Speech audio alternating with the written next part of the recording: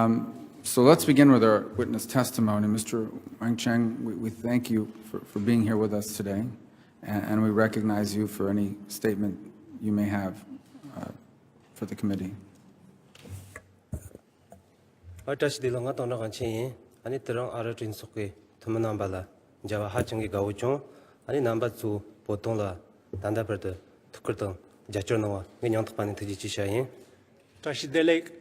It's a form of Tibetan greeting. I am very pleased to be here, to be in the United States Congress, to be addressing you, the members of Congress, and I would like to take this opportunity to thank you all for your support for the Tibetan people.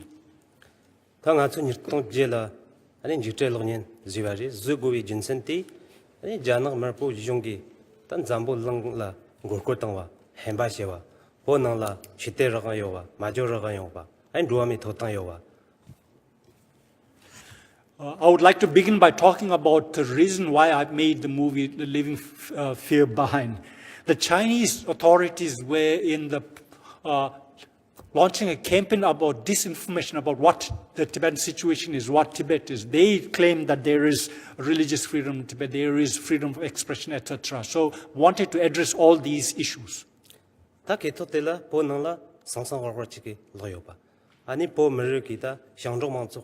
Sutengi tangiti me pazugoyoba. Ani khperta konsa jango chimbuchla.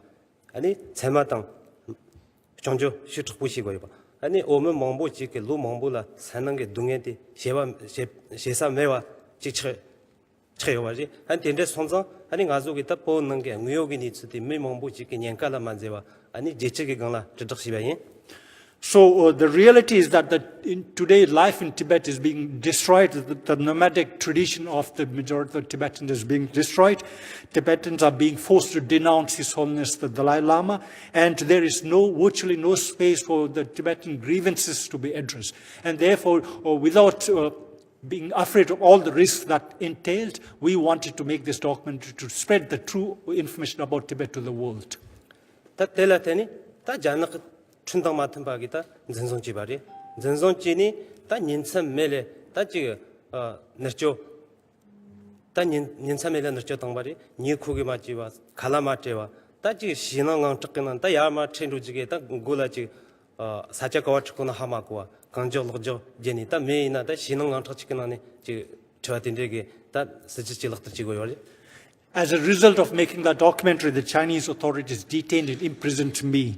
And during the imprisonment, I suffered both physical torture as well as mental torture. Physically, for days and nights, they would abuse me. Mentally, they would not allow me to sleep. They would not allow me to do anything that I wanted. Wherever they would even instill fear in me by putting a mask or a hood over me whenever they were taking me, handcuffing me, so that I didn't really know where they were taking me. That niche jochige da ji janak ji 자춘당 ji tumbi niche ji jeyo mari 그런 속에 준소받은 듯이 제요 말이 다 딘제게 진다 로트게 다 가짜게 니머레제 가짜게 니머 통에 로트게 준제제 말이.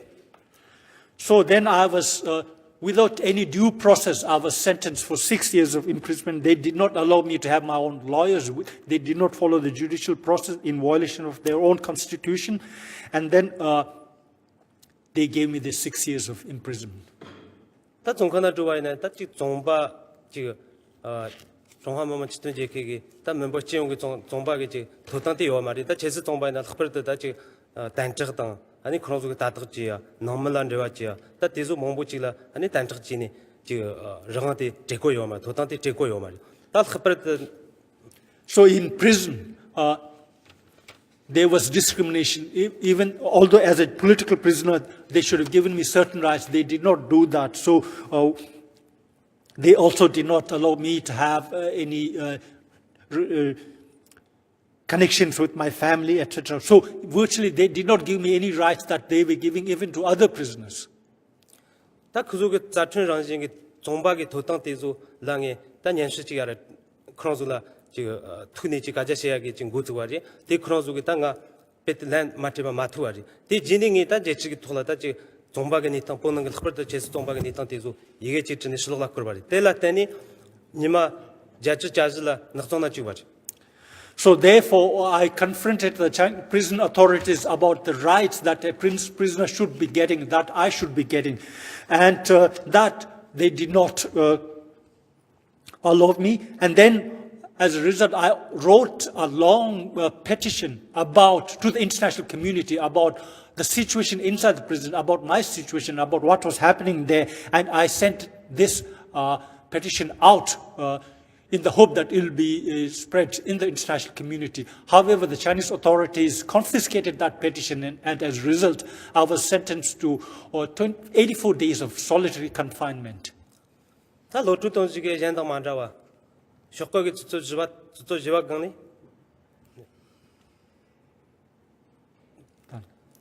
쇼피 주저 지와니 아니 공다게 주저 지와 패터 아니 나라 저 쿠주 찌르긴 죽당이나 아니 저 주저 돈박강라 너무라 찌대고요. Even when I was released, my release wasn't like any other prisoners. Normally, prisoners, when they're released at 7, so when prisoners are released, they're released at 7 a.m. and then they're handed over to the family members. However, in my case, I was taken at 4 a.m. and I was able to be at my family's home only at 4 p.m. in the afternoon, after taking me in different ways to the place. 다 돈주 토바이나 다 양쪽 정강치기나 추요바 제스게 다 개간테 로스나 쳐요바 아니 코노족에 다 가띠나 지 다토지야 다 지 파츠란 루야 디줄라 다 지 당전지니 미스란 루야 지고요나 가완 루고요나 코노줄라 년슈시고바 Even after release, I was virtually in prison. My political rights were taken away for 3 years, and wherever I had to give, wherever I would like to go, it would be monitored and had to seek permission from the authorities. 다 주런 게 땅가 특별하게 땅에 투니 아니 주런 게다 진직절 논년디 제치가나 아니 개터 창도 아니 주런 게 대란 조식진이 디조 매바조야 디지나 아니 주런 너무 한조 정말 아니 그런소 로바지기 연시. And they would interrogate me, and one of the issues they always raised with me is, you have made this movie Leaving Fear Behind, which has been internationally known, spread. So if you confess in your wrongdoing about that documentary, then we will help you with your family reunification. 딱 나랑 치고 말이 내 쪽부 정말로 노식직 그래 나랑라 노식직 되고요. 땅가 대살라 노식직 되고요. 다 근데 다 알아 좀 이나 지금 잔득 정라 가자시어리 지금 너무 한정 정하게 되거나 지금 먹고 지어리 다 제케 몸부치 축바 몸부치 지어 다 이나 잔득 정티 구쳤던 토요 말이 아니 다마데 다 진행가 몸부치라 주니 아니 루서 몸부치 땅에 루파 몸부치 기타 자초다 듣고라더니 아니 두사 알란 줘라지. And it wasn't just me alone that the Chinese authorities were tormenting. The people I made, my friends, the place where I stayed, or wherever I went, those people would also be confronted, would also be interrogated by the Chinese authorities. So I also know that the United States government had appealed to the Chinese authorities about my case, but nothing came out of that thing. So eventually, ultimately, through the help of many people, despite the risk involved, despite having to make a large amount of expenses, I was finally able to escape. 당가랑 다르holong바 조요리 이나야 나타 제스종바 몸보지 다른 단다 잔나 머부종기다 단적당 득서고라 조요리. I'm in freedom now. However, there are many people like me who are political prisoners who are under detention in China. 아니 게 다도 좀 뭐 그러면 아니 남바도 또 동안라 대지치시아이 아니 게다 시츠보 아니 비상하게 리세저까지 아니 주랑속에다 보는 게 니츠 신이 눈이 온 딘데요나 아니가 도와당로지 게 강토토게 무토지기에 대지치. So I would like my testimony to be read, the full testimony to be on the record, but we'll read excerpts from it. Without objection, so ordered, and please proceed. Take as long as you would like to. I was born on October 17, 1974, to a family of Tibetan farmers in Bayan, which is in the province we call Amdo. In today's administrative divisions, Bayan is in Torsha Prefecture, Qinghai Province, People's Republic of China. I arrived in USA on December 25, 2017, and it was the first time in many years that I felt safety and freedom. The reunion with my family in San Francisco was a wonderful moment that I had looked forward to in the past years. With a mixture of joy, anxious joy, and hesitation a man feels who was hindered to be the husband he ought to be for his loving wife, a man who was not given the chance to stand by with fatherly advice to his children in a world full of challenges, and a man denied being the son needed for his aging parents, tormented by the thought that they wouldn't see each other again in their lifetime. Growing up in the remote village of Khotse in Amdo, 2,000 kilometers east of Tibet's capital Lhasa, I started the discovery of my people's history with little knowledge, but with an insatiable and juvenile curiosity about what life has to offer to me. Our family lived in a simple life right at the edge of the Tibetan plateau, bordering the Chinese mainland. I was aware of the repression in the past. I had lost members on both my family, mother's and my father's sides of my family as a result of China's atrocities towards Tibetans. However, it wasn't until I made my journey to Lhasa in the early 1990s as a young adult that I first saw firsthand resistance to China's occupation and political symbols such as the Tibetan national flag. In 1992, I witnessed monks from Ganden Monastery carried out a street protest in Lhasa. Some nuns also protested. I saw armed police and military forces quell the protest in a heavy-handed manner and detain the monks and nuns. It was also in 1992 that I decided to go to India to see His Holiness the Dalai Lama and receive some education. At that time, there were many Tibetans escaping to India. However, I only stayed a year and returned to Tibet in 1993, where I was involved in activism such as helping former political prisoners. I would like to acknowledge my cousin Jamyang Tsultim, who's mentored me in my formative years and who is here at today's hearing. In 1996, my good friend Ganden monk Jigme Gyatso, a true Tibetan hero, was arrested on charges related to the 1992 protests. Jamyang Tsultim was also arrested, and they both served prison sentences. I was working in Jamyang's restaurant in Lhasa, which authorities threatened to close down as it was the center of many of our activities. I spent many years involved in various forms of activism and was detained several times.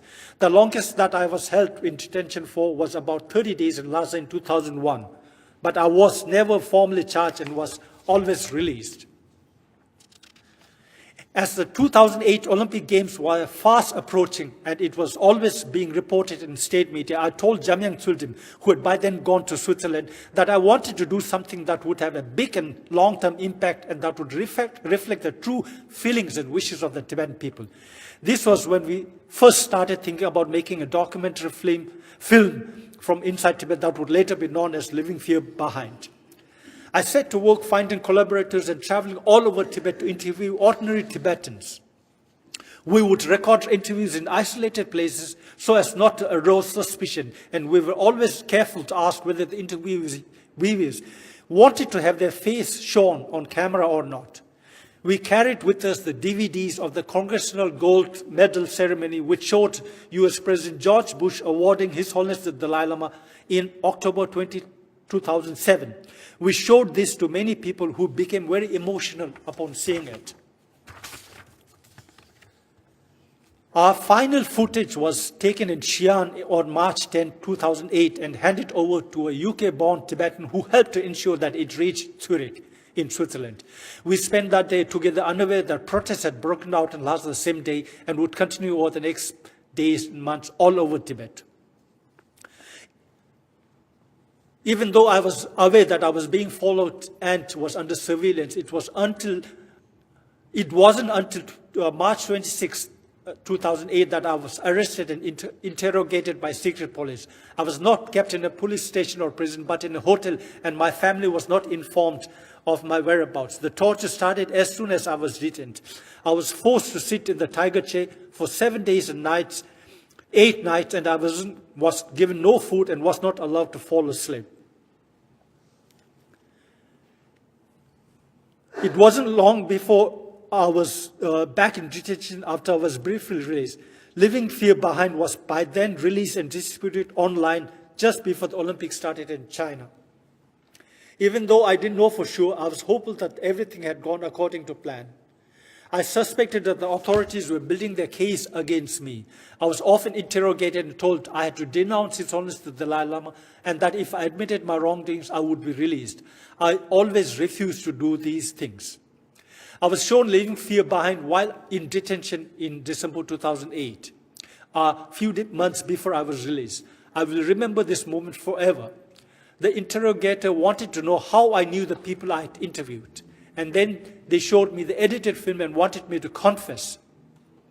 For the first time, I watched the film in a Chinese prison. While the interrogator continued to force me to confess my wrongdoing, I just enjoyed in my inside the train scene, the music and the auspicious lyric, and felt immensely proud. I thought that even if I received a 10-year sentence, it would have been worth making the film. I felt happy for the interviewees who had taken great risks to appear in the film and we had promised them that the film would be seen by the outside world and His Holiness the Dalai Lama would know about the film as well. So I was happy that I had been able to keep that promise to the interviewees.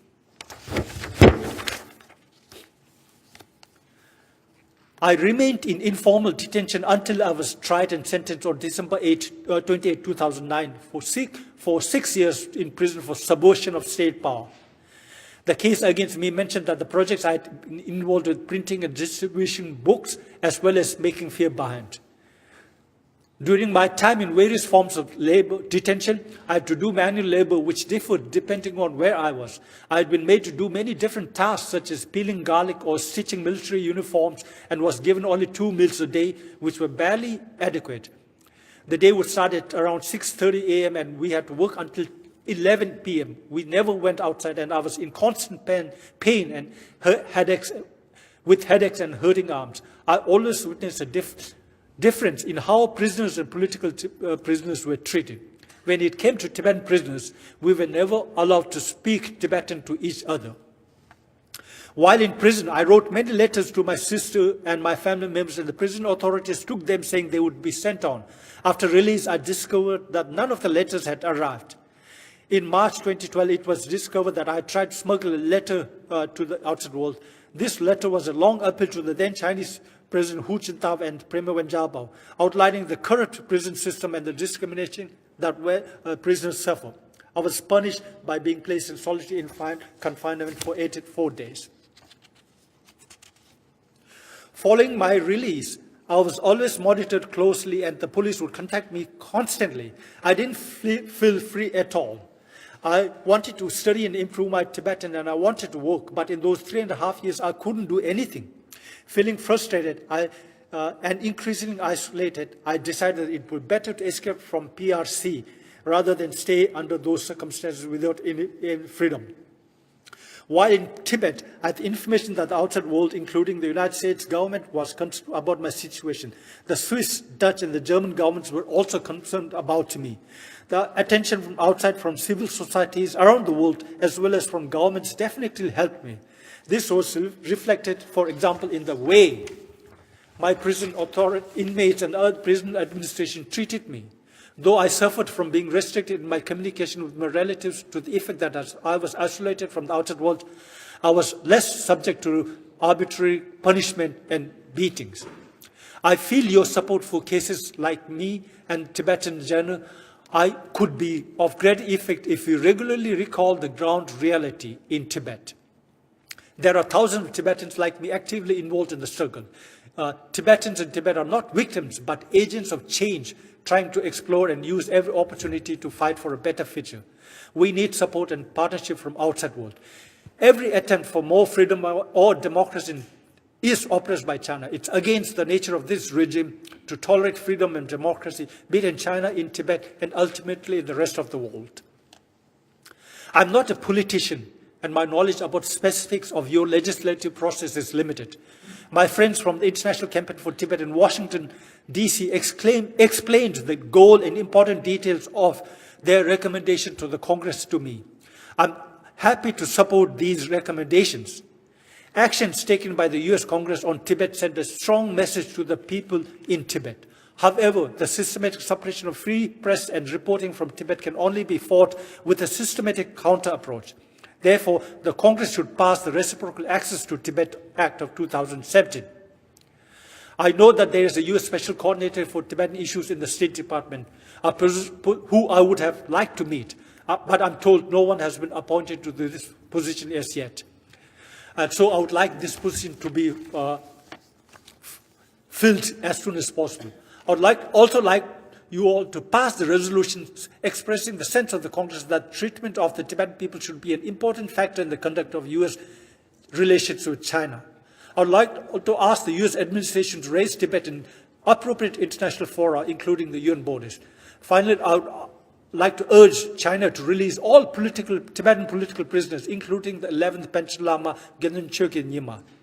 My wish is that whatever measures you take to do it with the strongest possible conviction in the most forceful and wise manner. As a Tibetan who has tried his best to give a voice to his fellow countrymen, I can assure you that Tibetans in Tibet have not given up. Thank you.